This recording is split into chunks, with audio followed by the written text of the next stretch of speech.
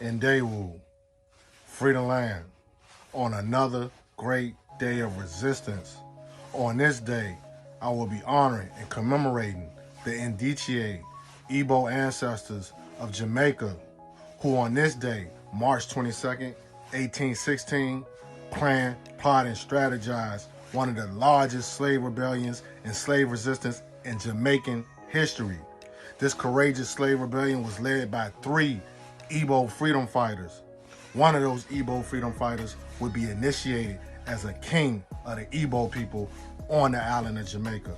The Igbo-Jamaican origins on the island of Jamaica goes back to the horrific British transatlantic slave trade, where they would initiate one of the most horrific slave trades out of the Bight of Biafra. There were 2 main ports, Kalabari and Bonny, where so many enslaved Igbo peoples were taken from that region and brought to the western region of the world, where they took them to Jamaica and where they took them to Virginia. Virginia was the highest concentration of Igbo enslaved peoples being brought to the Western Hemisphere. Behind them was the island of Jamaica.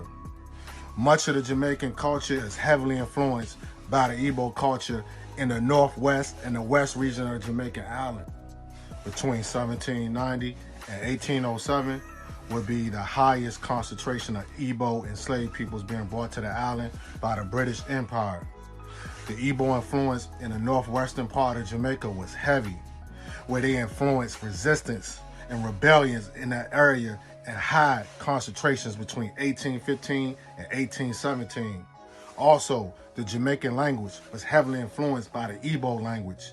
The Jamaican language, Patois, has many Igbo words in it. Also heavily influenced in the Jamaican western part of Jamaica is the spirituality systems. Many of the spirituality systems in the western part of Jamaica was heavily influenced by the Igbo spiritual system, Obeah, where many of these spiritual traditionalist leaders were the Obeah and the Dibias on the island. So this spiritual system was heavily influenced in the resistance of the Igbo people. The British Empire feared the Igbo people so much that they said that the Igbo enslaved peoples were the most rebellious and notorious resistors out of all African ethnic groups brought to the Western Hemisphere. Also, many Igbo words and Jamaican words are highly related and intertwined, that many people believe that a lot of the Jamaican words in the Patois language and the Jamaican proverbs come straight from the Igbo proverbs and Igbo language. Certain words like unu or una or idioms and certain Jamaican words are in fact Igbo words. Also heavily influenced is the Maroon music of the time. Many of the Maroon songs were highly influenced by Igbo music. One of those Maroon songs and Jamaican songs is actually called Igbo song, slave resistance on the island. Jamaica had one of the most highly active slave resistance across the island during the enslavement periods on the island than many of the other places in the Caribbean seas. The Igbos, the Congolese, the Akan people, Mandinka people, Angolian people put down massive military campaigns on the Jamaica island.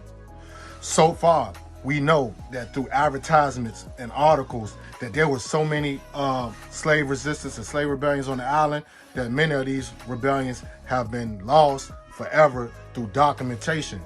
But we do know that in 1815, at the St. Elizabeth Parish, 250 Igbo people, Angolian people, Akan people put down one of the most massive slave resistance and slave rebellions in the island's history that would lead up to today, March 22nd, 1816, where the Igbos took command of the slave resistance movement. The Igbos would do something traditionally and rarely done only on a few occasions through slave resistance and slave rebellions. The Igbos would initiate and anoint a king of the Igbos in the Western Territory of the Jamaican island, so that when they liberated themselves from the British Empire, they would bring into existence an Igbo nation in that territory, an autonomous Igbo nation in that territory. So the Igbos, with 2 other captains, would lead a slave resistance, a plan to liberate themselves March 22nd, 1816. Just like all the other slave rebellions in history, this rebellion was also informed on. So the British Empire quelled it back quick and captured the 3 leaders of the Igbo Black River Slave Rebellion. The king of the Igbos would escape one more time and flee to the Obias and hide with the Obia spiritual traditionalists. But he would be recaptured one more time and executed along with other Igbo enslaved peoples for sparking and planning a slave rebellion on the Jamaican island. Last but not least, out of the Igbo Black River Slave Rebellion, many people believe that a lot of the cultural events are commemorating the Black River Slave Rebellion. One in particular, the John Canoe Festival that takes place on the island, I do believe around Christmas time. Many people say that this festival is heavily influenced by the Igbo Njuku Jah Festival, which honors and commemorates the Igbo Yam God. Also, many dance and other songs and music and hip hop and things of that nature also symbolizes what took place on that day, which is the Igbo Black River Slave Rebellion. So on this day, we send salutations out to those great ancestors of the Black River Slave Rebellion. We honor them and commemorate them and the Jamaican Maroons.